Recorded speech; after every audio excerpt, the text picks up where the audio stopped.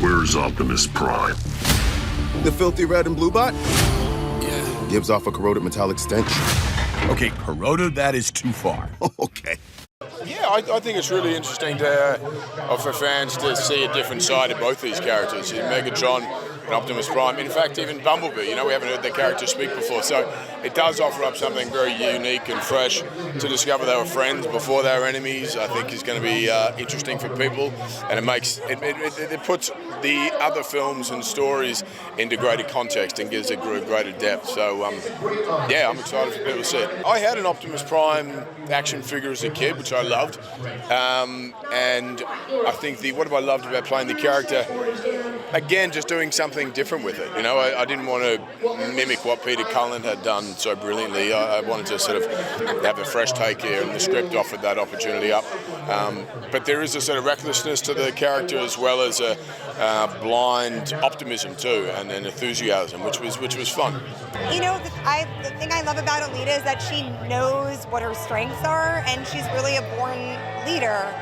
And I think part of being a leader is really like taking the team around you and lifting everybody up, and like really seeing the best parts of people and like helping them to become the best version of themselves, and that's what she does.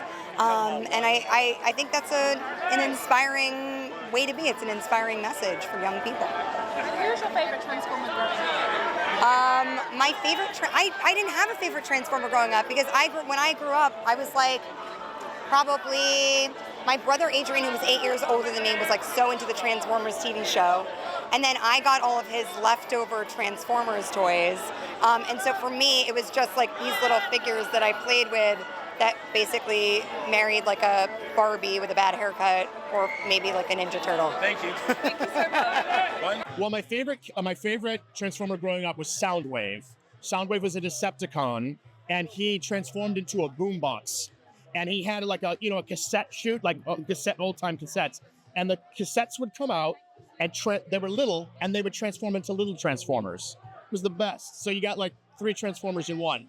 And then it's such an honor to play Bumblebee. I mean, of all the characters, I think I get to play the funnest character. You know what I mean? He's a fan favorite, and I felt a little bit of pressure going, I've got to match the lore, if you will. And we had a really fun time doing it. Our director, Josh, helped me through the entire experience. It was great.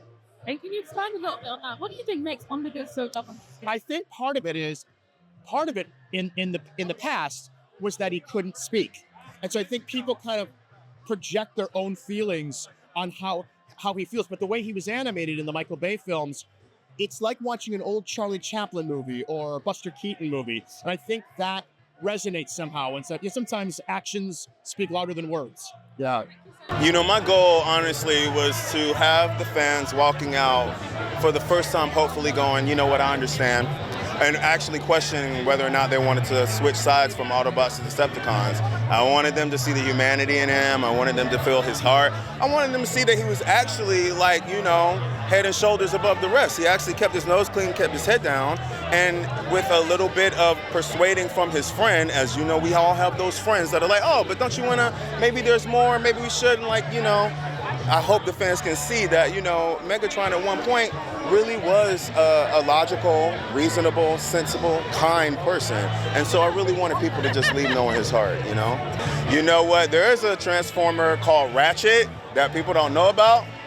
And I think the name says it all. I actually think that's where that slang came from. I was like, because that character was really about that life. So, but Ratchet was my favorite. I just felt like I related.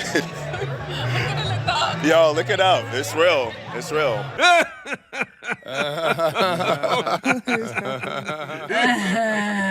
Until next time, legends.